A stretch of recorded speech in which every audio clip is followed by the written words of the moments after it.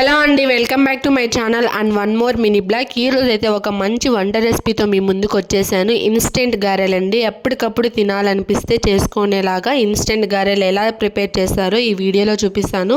వీడియోని ఎండ్ దాకా చూసేయండి. దీనికోసం తురిమిన బెల్లం పౌడర్ అయితే ఒక కప్పు తీసుకోవాలి. అందులో కొంచెం వాటర్ వేసుకొని కరిగేలాగా చూసుకోవాలి. అలా కాకుండా అయితే 2 minutes పాటు స్టవ్ పైన పెట్టామంటే మొత్తం బెల్లం అయితే కరిగిపోతుంది. తర్వాత స్టైనర్ తీసుకొని ఒక బౌల్లోకి అయితే స్టైన్ చేసుకోవాలి. స్టైన్ చేసుకున్న బెల్లం వాటర్ని పక్కన పెట్టుకొని అదే బౌల్లోకి 1 కప్పు గోధుమ పిండి వేసుకోవాలండి.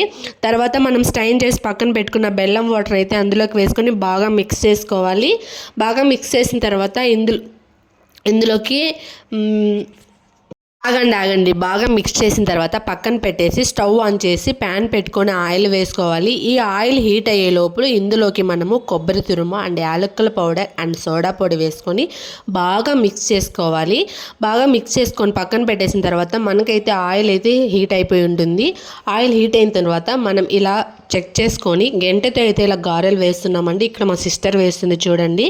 ఇలా వీడియోలో చూపించిన విధంగా గంటెతో మాత్రం గారెలు వేస్తే నెక్స్ట్ లెవెల్లో వస్తాయి. మీరు ఎప్పుడైనా ట్రై చేయకుండా ఉంటే ఈ రెసిపీ చూసి ట్రై చేసండి. చాలా అంటే చాలా బాగుంటుంది. ఇన్స్టెంట్ గారెలండి, అప్పటికప్పుడు చాలా టేస్టీగా ఉంటుంది.